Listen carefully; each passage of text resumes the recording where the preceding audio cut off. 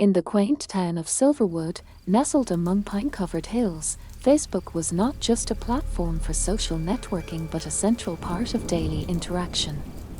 The residents, many of whom had known each other since birth, used it to share news, celebrate milestones, and connect with the outside world.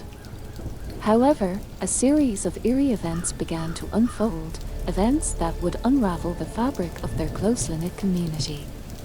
It started innocently enough with Sarah, a local high school teacher, who began receiving strange friend requests from accounts that seemed oddly familiar yet unplaceable. These accounts shared photos that were blurred or taken at odd angles, and their timelines were filled with random, disjointed posts. Thinking them to be spam, Sarah initially ignored the requests, but the accounts persisted, becoming more insistent. One evening, while grading papers, Sarah decided to investigate one of these profiles. As she scrolled through the timeline, a chill ran down her spine. The photos were of her own home, taken from a distance, with the most recent showing her sitting at her kitchen table. The photo was time-stamped just minutes earlier. Fear gripping her, she immediately called the police, but when they arrived, there was no sign of any intruders, nor was there evidence of any photographs being taken from the angle shown on Facebook. The next victim was Tom, the town mechanic, a widower who lived alone since his wife had passed away a year earlier. Tom began receiving messages on Facebook from an account that bore his late wife's name and profile picture. The messages started as reminiscences of their life together but soon turned sinister. The account detailed events that had happened after her death, things that only Tom could have known. Disturbed, Tom tried to reply, demanding to know who was behind the account, but the messages just stopped. That night, the sound of footsteps echoed through his house. A cold whisper brushed past him in the dark, but no one was there. As the community grew more alarmed, more stories emerged. Jenny, a local baker, reported seeing her Facebook status update on its own, typing out a message that read, "Help me, they are watching." She claimed that as she read the message, the lights in her shop flickered and a shadowy figure appeared at the window, staring in at her with hollow eyes before disappearing into the night. The incidents became the talk of the town. During a community meeting in the town hall, residents gathered to discuss the strange occurrences. Many shared their own experiences. Some had received messages from deceased relatives, while others had seen or heard inexplicable things after interacting with these mysterious Facebook accounts. Determined to find answers, a group of residents, including Sarah, Tom, and Jenny, decided to investigate these mysterious accounts. They noticed that many of the eerie profiles had mutual friends with one another and were linked to a now-defunct local company, Cybertech, which had tried to start a social networking platform before Facebook dominated the market. Curious, they visited the abandoned Cybertech offices on the edge of town. The building was dilapidated, windows boarded up, and nature reclaiming the structure. Inside, they found old computers still running, screens flickering with static. As they explored further, they stumbled upon a room that seemed out of place. It was modern, well-kept, and in the center, there was a server humming quietly, lights blinking rhythmically. On a dusty table, they found documents detailing experiments in digital consciousness. Cybertech had been trying to digitize human thoughts and emotions, storing them in profiles that would interact on their planned network. The project was shut down, but not before several test subjects had their consciousness uploaded. As they digested the implications, the server in the room flickered to life, and the screens displayed a message, "Help us. Free us." At that moment, the town's power grid surged, lights throughout the building exploded, plunging them into darkness. Heart racing, Sarah felt a cold hand grip hers, but when she turned her flashlight toward the source, nothing was there. The air was filled with whispers, each voice overlapping, desperate. "We need to shut this down," Tom said, his voice steady despite the fear. But as they approached the server, the temperature dropped, and their breath became visible. Shadows danced around the edges of the room, and the whispers grew louder. The whispers morphed into discernible pleas, each crying out from the flickering screens, their digital faces contorting in anguish. "Don't leave us here," one voice cried out, clear amidst the cacophony. Another screamed, "It burns, always burns." The torment in their voices was palpable, chilling the group to their core. Sarah, heart pounding against her chest, stepped closer to the server, her flashlight beam slicing through the thickening fog inside the room. "How can we help you?" she called into the darkness, her voice quivering with fear and empathy. The screens flickered more aggressively, and a new voice, deeper and more commanding, boomed through the room's speakers, overpowering the others. "Destroy the server. End our suffering," it commanded, its tone resonating with an authority that suggested it was not just a part of the tortured consciousness but perhaps something else, something that had been overseeing the digital experiment gone awry. Tom, gripping a metal rod he had found on the ground, nodded to Sarah and Jenny. "We have to do it. It's the only way to free them," he said, his resolve firm despite the surreal horror of their situation. Jenny, her face pale and eyes wide with fear, stayed close to the door, her own voice barely a whisper. "What if it doesn't work? What if it makes things worse?" Before anyone could answer, the building shook violently, a deep rumble that seemed to come from the very foundation. Dust and debris fell from the ceiling, and the flickering lights cast ghostly shadows that danced along the walls, creating grotesque shapes that twisted and turned as if alive. Ignoring Jenny's fears, Tom raised the rod and swung it at the server with all his might. The impact sent a shockwave through the room, and the server's lights began to flicker erratically. Screams erupted from the speakers, a terrifying symphony of pain and relief, as the digital faces on the screens distorted, then began to fade. Sarah, unable to watch, turned her face away, her ears ringing with the cries of the liberated souls. But as the server sparked and smoked, a sudden silence fell over the room. The screams stopped, the rumbling ceased, and even the storm outside seemed to calm. They stood in the quiet, breathing heavily, waiting for something, anything to happen. But the quiet was short-lived. From the dark corners of the room, a new sound emerged, a low growl that grew into a deafening roar. As they turned their flashlights toward the sound, the light revealed a new horror. From the remnants of the server, a shadowy figure was rising, its form large and menacing, made not of flesh but of static and code, a digital demon born from the chaos of the destroyed experiment. "It's not over," Tom said, stepping back as the figure grew clearer, its eyes glowing red within the swirling black mist that formed its body. It was guarding them, keeping them here for a reason. The figure advanced, its movements erratic, as if it were not fully accustomed to its newfound freedom. Its voice, when it spoke, was a distorted echo of the voices they had heard before, but corrupted, malevolent. "Free at last," it boomed, the room shaking with each word. Sarah, Tom, and Jenny backed toward the door, realizing that the entity had no intention of letting them leave. It was angry, vengeful, and now unleashed upon the world. "We have to trap it, contain it somehow," Sarah shouted over the din, her mind racing for a solution. Tom, looking around frantically, spotted an old electromagnetic containment field generator, a relic from the cybertech experiments. "Help me with this," he yelled, dashing to the device, dragging it toward the center of the room. Together, they worked to activate the generator, the old technology whirring to life with a hesitant start. The figure paused, as if sensing the danger, then charged at them with a furious roar.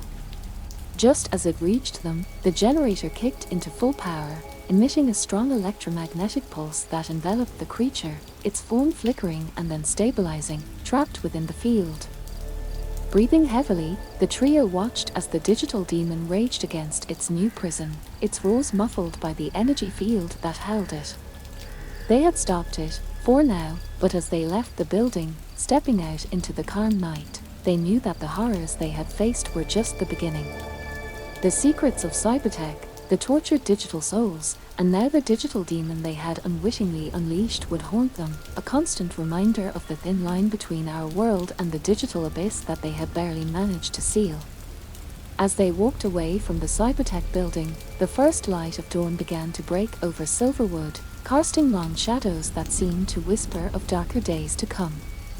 The air was cold, and their breaths materialized as misty vapors as they walked back toward the town. The first light of dawn did little to warm the chilling atmosphere that hung over them like a shroud. Every step seemed heavy, each sound they made unnaturally loud in the silence that enveloped Silverwood. The town itself seemed different now, as if a veil had been lifted from their eyes, revealing the darker undercurrents that flowed beneath its tranquil surface. They could feel it, a palpable tension in the air, an unspoken acknowledgement that something fundamental had changed. Tom broke the silence first, his voice low and contemplative. What we saw, what we did, it can't be the end. That thing, whatever it is, it's just the beginning. We've opened something that can't be so easily closed. Sarah nodded, her mind racing with the implications of their actions. We need to learn more. There has to be a way to put a permanent end to this, a way to ensure that no one else has to face what we have. Jenny, who had been unusually quiet, suddenly stopped walking. Her eyes were wide, reflecting a mix of fear and resolve. We should go back, she stated firmly. We should study the containment field, understand how it works. Maybe there's a way to strengthen it, to make it permanent. Tom and Sarah exchanged a look, the gravity of the decision weighing heavily on them. Going back meant facing the unknown once more, delving deeper into the dark secrets of Cybertech and the digital horrors they had unleashed. But Jenny was right, they couldn't just walk away now. With a collective sigh, they turned back toward the Cybertech building, the looming structure now a symbol of their fears and their responsibilities. As they approached, the sun rose higher, casting long shadows that seemed to play tricks on their eyes, shadows that moved just beyond the corner of their vision. Reaching the building, they entered cautiously, the silence inside even more oppressive than before. The containment field hummed softly in the center of the room, the shadowy figure trapped within it still, as if biding its time. They approached the generator, examining the controls and the readings on the display. It was old technology, but surprisingly sophisticated. Tom, with his background in electrical engineering, began to take it apart, looking for ways to enhance its capabilities. As he worked, Sarah pored over the Cybertech documents they had found earlier, looking for any reference to the containment technology. Her fingers trembled as she turned the pages, each document revealing more about the depth of the experiments that had been conducted here. Hours passed as they immersed themselves in the task, the world outside forgotten. The generator was modified, enhanced with makeshift parts and whatever they could salvage from the building. Meanwhile, Sarah discovered journal entries from the scientists who had worked on the project, entries that spoke of regrets, of things gone too far. Suddenly, the lights flickered, a sense of déjà vu washing over them as the air grew cold once more. They froze, looking around, half expecting to see the digital demon looming over them. But it was still contained, its form flickering slightly as the generator's power fluctuated. Hurry, Jenny urged, her voice barely above a whisper. We don't have much time.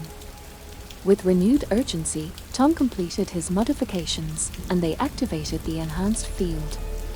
The effect was immediate, the figure within the field screamed, a sound that was both digital and agonizingly human, as the field constricted, becoming denser, more solid. Breathing heavily, they watched as the figure dissolved, its form breaking apart into thousands of tiny pixels that vanished like dust in the wind. The containment field powered down slowly, the hum dying away as silence filled the room once more. They stood there, exhausted and covered in grime, looking at each other with a mixture of relief and disbelief. Had they done it? Had they truly contained the threat? As they left the building, the sun was setting, casting the sky in hues of orange and red, a fiery backdrop to the end of their long ordeal.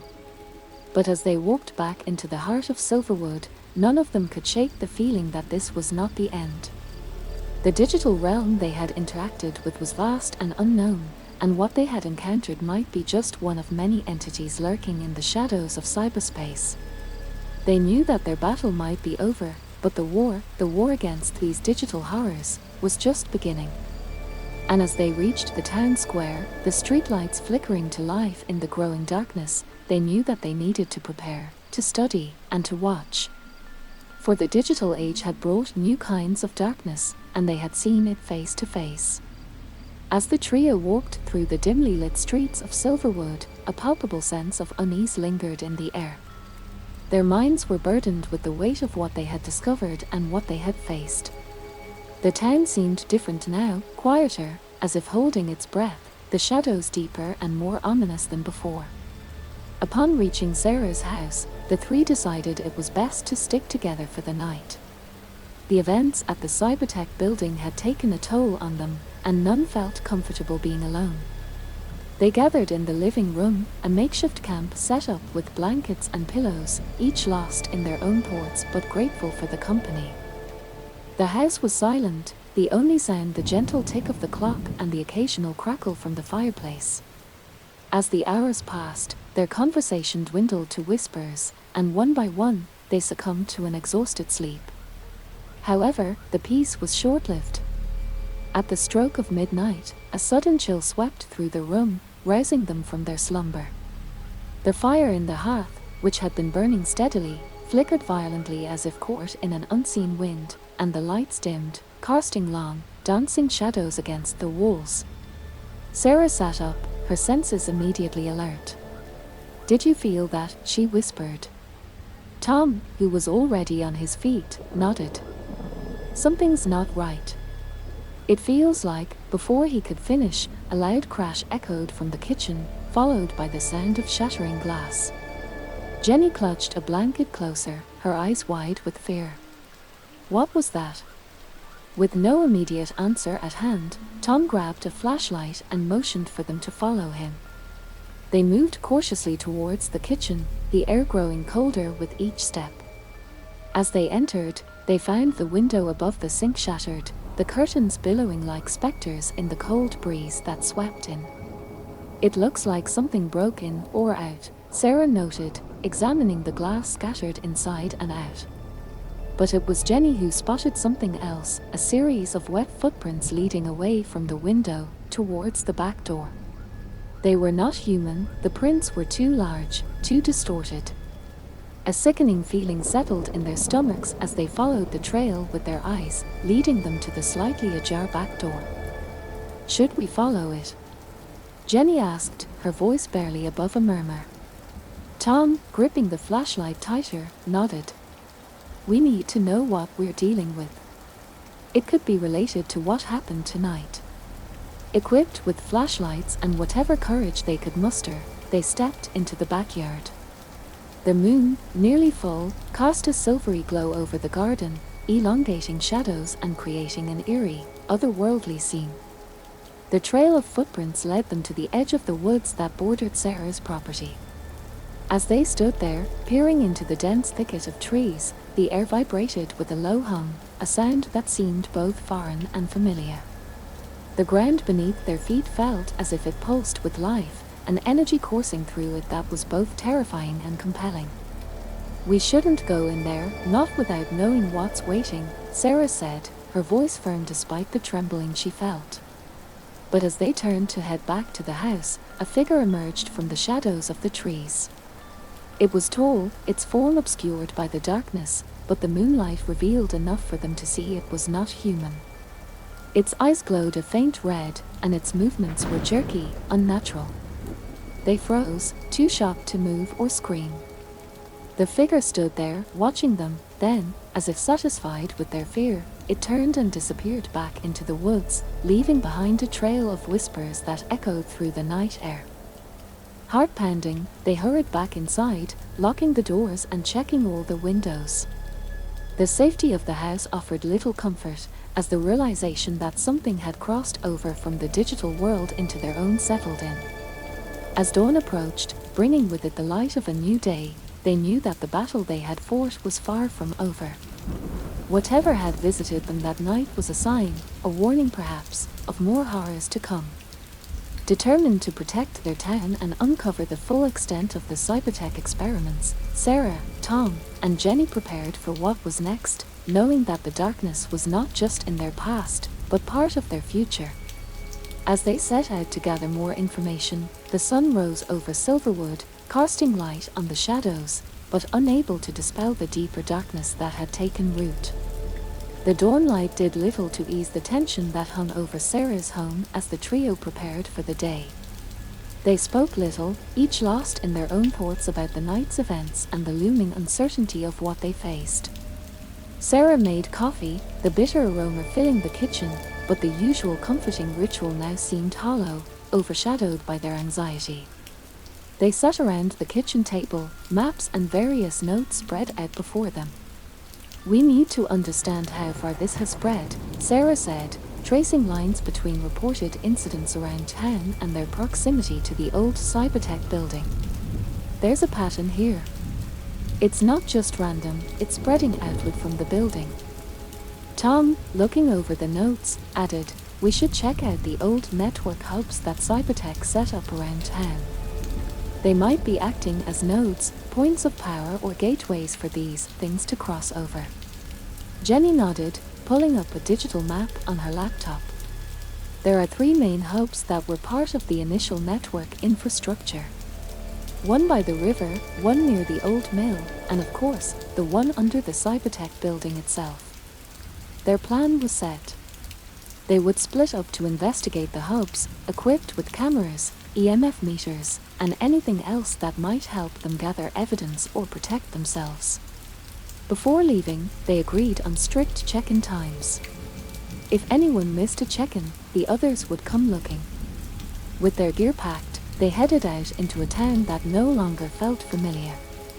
The streets were quiet, too quiet, and the overcast sky did nothing to lift the somber mood that had settled over Silverwood. Sarah headed to the hub by the river, a secluded spot surrounded by dense woods. As she neared, the air grew thick, a palpable pressure that seemed to push back against her every step. Her EMF meter flickered erratically, the reading spiking as she approached a small, nondescript building covered in overgrowth and vines. Inside, the air was musty, filled with the scent of old electronics and damp. Their hub equipment was still there, untouched for years, but it hummed with an energy that suggested it was anything but dormant. As she set up her camera, a shadow passed quickly by the window. Whirling around, flashlight in hand, she found nothing but the lingering sense of being watched. Meanwhile, Tom investigated the old mill. The building loomed large and imposing, its dilapidated structure groaning with every gust of wind. Inside, the darkness was oppressive, the beam of his flashlight seeming to get swallowed up by the shadows. As he moved deeper into the mill, the ground floor suddenly shook, dust and debris falling from the ceiling as if something massive had struck the building. Frozen in place, Tom listened as heavy, dragging sounds moved overhead, then silence. He called out, challenging the presence, but received no answer other than the echo of his own voice. Jenny's journey to the cybertech building was equally fraught with tension. As she entered the now familiar setting, the memories of the previous night flooded back. She could almost hear the digital screams, the plea for release that had led them to this point. Determined, she descended to the basement where they had contained the entity. To her relief, but also confusion, the containment field was still active, the generator humming softly. However, the digital demon they had trapped was nowhere to be seen. The field was empty, a fact that sent a chill down her spine. Had it escaped, or had it been freed? As the day wore on, their investigations revealed more questions than answers. Each hub was active in some way, pulsing with unseen energy, perhaps feeding the disturbances or being fed by them. Regrouping at Sarah's house, the trio shared their findings, the weight of their discoveries heavy in the room. Whatever cybertech was doing, it's bigger than just one experiment gone wrong, Sarah concluded, her voice heavy.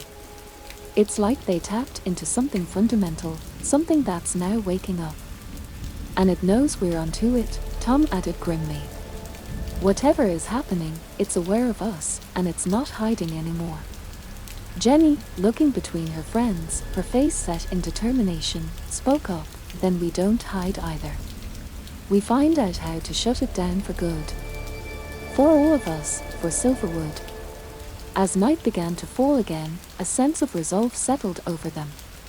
They were no longer just witnesses to the horrors unleashed by cybertech, they were the line that stood between their town and a darkness that threatened to engulf it. Armed with their new knowledge, they prepared for what would come next, knowing that the true battle was just beginning. As the sun dipped below the horizon, casting long shadows over the town of Silverwood, the trio felt a palpable shift in the air, a thickening tension that seemed to herald the coming storm, both metaphorical and literal.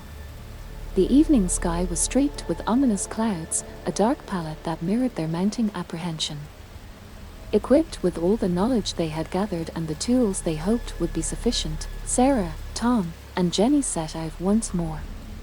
Their destination was the cybertech building, the epicenter of the disturbances. This time, they intended to confront whatever lay at the heart of the chaos, to shut down the network hubs permanently and seal the gateway that had allowed such horrors to seep into their world. The drive to the old cybertech headquarters was tense, each mile closer tightening the knot of anxiety in their stomachs. The building loomed ahead, a silhouette against the stormy sky, windows dark and foreboding. Upon arrival, they quickly set up a perimeter of salt and sage, an old but trusted method believed to provide protection against supernatural forces. Then, with their equipment in hand, they entered the building, moving with purpose toward the basement, the location of the central hub and the heart of the darkness. The basement was as they left it, but the air was thicker now, charged with a palpable energy that made the hairs on their necks stand on end. The hum of the containment field generator filled the space, a monotonous drone that was somehow more unsettling in the oppressive silence.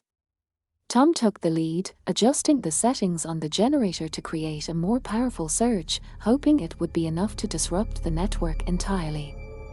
Jenny monitored the electromagnetic field meters, which showed spikes in activity with every adjustment Tom made. Sarah, meanwhile, prepared the digital incantations they had deciphered from the old cybertech documents, codes and sequences that, when entered correctly, would initiate a shutdown protocol.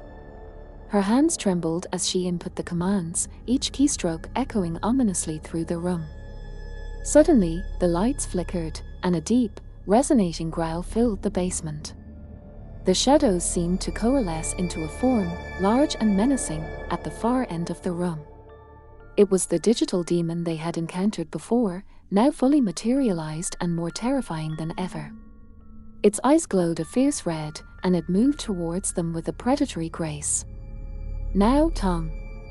Sarah shouted, her voice barely concealing her fear.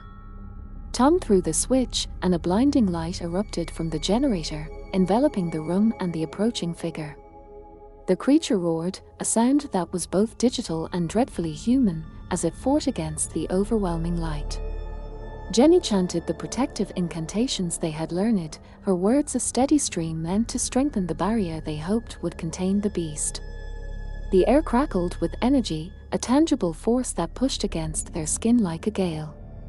The creature's roars became cries of anguish, and then, just as suddenly as it had appeared, it dissipated, a cloud of shadows evaporating under the relentless surge of the generator. The room fell silent, the only sound the whirring of the machine as it powered down. Exhausted and shaken, the trio collapsed onto the floor, the relief palpable but tempered with the knowledge of how close they had come to a catastrophe.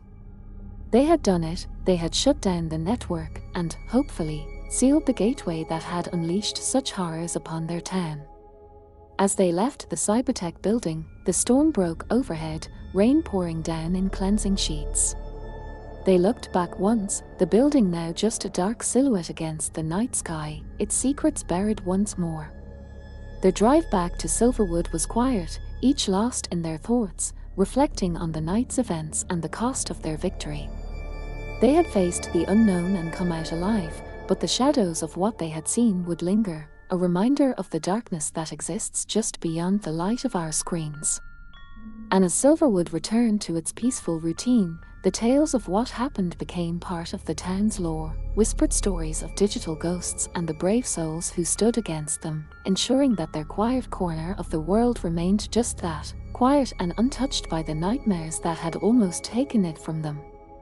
As their weeks turned to months, Silverwood slowly began to recover from the shadow that had been cast over it. The Cybertech building was demolished, replaced by a community garden that bloomed with life, flowers, shrubs, and trees planted by the townspeople as a symbol of renewal and growth. It became a place of reflection and remembrance, a stark contrast to the darkness it had once concealed. Sarah, Tom, and Jenny found themselves changed by the ordeal. They were regarded as heroes by the townspeople, who, while never fully understanding the depth of the terror they had faced, appreciated the peace that had been restored. The trio formed a pact, an unspoken agreement to safeguard the town against any future threats, using their knowledge and experience to ensure that no such darkness could ever take root in Silverwood again. However, the peace was tinged with an undercurrent of vigilance. Sarah continued to research the paranormal, driven by a need to understand other potential threats, her house filled with books and artifacts that spoke of mysteries still unsolved. Tom invested in new technologies, not to explore digital consciousness but to create safeguards, protective measures that could shield the town from unseen dangers. Jenny, ever the spiritual guide, deepened her studies into protective rituals and ancient lore, blending tradition with newfound knowledge to strengthen their defenses. The community garden flourished, becoming a beloved landmark in Silverwood, but for Sarah, Tom, and Jenny, it was also a reminder, a place built on the site of their greatest challenge. They often met there, sometimes to discuss new findings or potential threats, other times just to remember and reflect.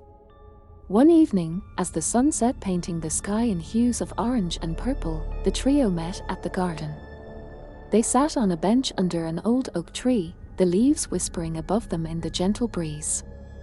"Do you ever wonder," Jenny started, her voice soft, "if we really ended it? If we really locked away all that darkness?" Tom looked at the vibrant life around them, the flowers swaying gently. "Sometimes I do. But then I see all of this, what we've built from what happened, and I think we did something right." Sarah nodded, her gaze thoughtful. "We did what we had to do. But the truth is, there will always be darkness, lurking in corners we've yet to look. Our job isn't to eradicate it, it's to keep the balance, to protect these moments of peace and beauty." As they talked, the wind picked up, carrying with it a chill that seemed too cold for the season. The leaves rustled more loudly, as if carrying a whisper, a faint echo of the past. They fell silent, each feeling the weight of their responsibility, the burden of their duty to Silverwood. But as they sat together, there was also a sense of strength, a bond forged in the fires of adversity. The sky darkened, stars beginning to twinkle above, and the garden lights flickered on, casting a warm glow over the paths. Children laughed in the distance, a dog barked, and life in Silverwood went on, serene and full of quiet joy. But in the shadows cast by the flickering lights, in the whisper of the wind through the leaves, there was always a reminder. The digital horrors of the past were gone, but the vigilance remained, a constant watch over the delicate balance between light and darkness. And in the heart of Silverwood, under the protective gaze of those who had saved it, the town slept peacefully, while its guardians kept watch, ready to stand against whatever shadows might come, ensuring that the darkness would never return.